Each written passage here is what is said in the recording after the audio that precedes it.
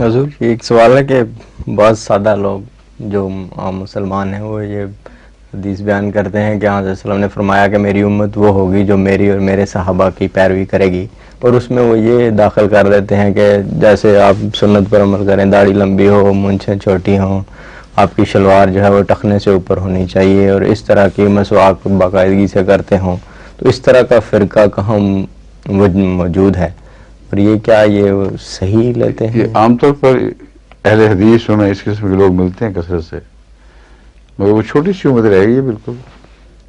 ہاں، جی اور اگر یہ سنت ہے تو عبادت کیا ہوئی، تقوی کیا ہوا، توحید کیا ہوئی، اور بنی نوع انسان کے لیے قربانی، ان کے لیے رحمت ہونا، اور وہ اعلیٰ نمونے جن کو مکارم الاخلاق پر قدم کہا جاتا ہے، وہ سارے کہاں گئے؟ تو یہ تو بت ہے، اس سے زیادہ اس کی کوئی حیثیت نہیں. جب تک اس میں روح نہ ہو بت زندہ کیسے ہوگا؟ حضرت صلی اللہ علیہ وسلم کے بدن کے متعلق جو روایتیں ہیں، اول تو ان سے بھی یہ ثابت نہیں کہ ایک ہی طرح کا کپڑا آپ نے ہمیشہ پہنا ہو، اور اگر ثابت ہے کہ یہ ان کے نزدیک یہی ہے تو پھر وہ کپڑے کیوں نہیں پہنتے؟ اگر لفظوں کا غلام بننا ہے تو جو رسول اللہ صلی اللہ علیہ وسلم کا لباس تھا بیان ہی وہی پہنے، پھر وہ تو پہنتے نہیں. اپنی شلوار رسول اللہ صلی اللہ علیہ وسلم ایسی شلواریں کہاں پہنتے تھے 10-10 گز کی، اور باقی جو حلیہ ہے وہ بالکل وہ نہیں بنتا. پھر وہ داڑیاں رکھ کے اس پہ نور کہاں سے لائیں گے؟ بھیانک داڑیاں جو نفرت پیدا کریں، دھکے دیں، اس کو سنت کہنا بہت بڑا ظلم ہے. یہ تو وہی بات ہے، نور جو ہے خدا کی طرف سے آتا ہے، یہ وضو اور تیمم سے نہیں ملا کرتا. ایک صاحب تھے، چودھری صاحب بیچارے، لطیفوں میں چودھری کہہ دیتے ہیں، ویسے زیادتی مراد یہ نہیں کہ کوئی ذمہ داروں کے اوپر لطیف ہے، بلکہ گاؤں کا بڑا آدمی. اس نے ایک دفعہ ایک اس سے مراسی سے سوال کیا کہ کہتے ہیں نور بڑا اترتا ہے آسمان سے اور وضو وغیرہ کریں، میں نے سنا ہے کہ نور پیدا ہو جاتا ہے، تو یہ ٹھیک بات ہے، کیا کرنا چاہیے؟ اس نے کہا کہ چوہدری صاحب بالکل ٹھیک باتیں ہیں، آپ صبح نماز کے لیے اٹھیں اور چاہے ٹھنڈا پانی ہو جو بھی ہو وضو کریں، پھر دیکھیں آپ پہ آہستہ آہستہ نور نازل ہو جائے گا. تو چودھری نے ارادہ کر لیا کہ میں نے نور لانا ہی لانا ہے وہ اپنے اوپر.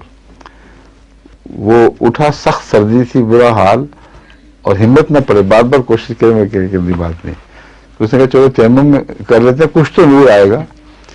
اور الٹا توا پڑا ہوا تھا، اس پہ اس نے ہاتھ مارے، باہر نکلا تو آگے براسی صاحب ان کے استقبال کے لیے کھڑے تھے. تو اس نے کہا کیوں، کیسا ہے نور؟ اس نے کہا نور آیا پر کالی گھٹا کی طرح ہے. بڑا نور آیا، کالی گھٹا بن کے آیا.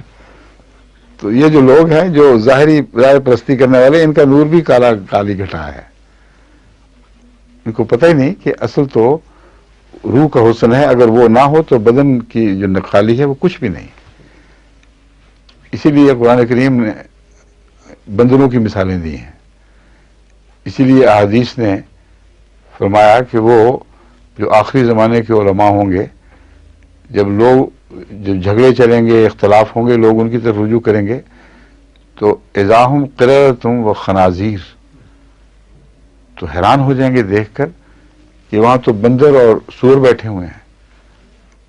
اب یہ لفظ جو ہے یہ میرے تو نہیں ہے، یہ حدیثوں میں درج ہیں، یہ پڑھتے ہیں اور بیان نہیں کرتے. آج مولوی یہ باتیں میں نے بیان کرنی شروع کر دیا تو مولوی کو تو وہیں قصہ ہی ڈھیر ہو جائے. پھر فرمایا علماءہم شر من تحت عظیم السماء، آسمان کے نیچے بدترین مخلوق ہوں گے. تو اس محض نقالی سے اصلیت نہیں پیدا ہو سکتی. اور بندر کا ذکر ان معنوں میں ہے کہ بندر بعض دفعہ انسان بنتا ہے، یعنی اس کو بنایا جاتا ہے، اس کی طبیعت میں بھی نقالی ہے، اس کا اروڑا مارے تو آگے سے وہ پھل بھی توڑ کے پھینکنا پڑے تو کچھ مارے گا ضرور. تو یہ بندر کی صفت ہے کہ وہ نقالی کرتا ہے انسان کی، وہ انسان نہیں بن سکتا. अब आपने देखे नहीं डुगडुगी बजाने वाले, वो बंदर को बनाया हुआ दूल्हा और एक दुल्हन बनाई थी बंदरी की, और वो डुगडुगी बजाते और दोनों दूल्हा आते हैं बारात लेने के लिए, कपड़े पहने हुए वैसे, शक्ल सूरत हरकतें भी वैसी करते हैं जो बाज बेवकूफ़ दूल्हा करते हैं। तो आप देख लें वो इंसान बन जाता है। तो ये जाहिर परस्त लोग महज छिलके को पकड़ते हैं और वो भी गलत तरीक पर, और अपनाने के बावजूद उसमें रौनक नहीं आती।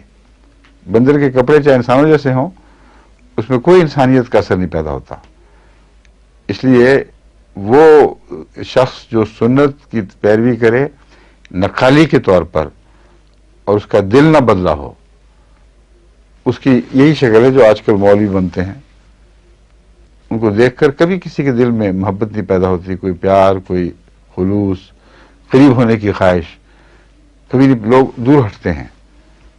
और जब वो ऊपर मौलवी नाफिजी हो जाए फिर उसके सामने सर भी झुकाते हैं, मगर बीच में से आप पूछें तो सब लोग मुतनफ़िर हैं।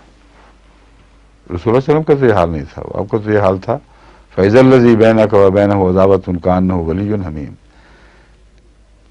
इन बातों से तेरे दिल में एक ऐसी ताकत पैदा हो जाएगी कि वो जो तेरे जान का दुश्मन हो वो तुझ पर तेरा जान निसार दोस्त बन जाएगा। ये है सुन्नत असल। ठीक है।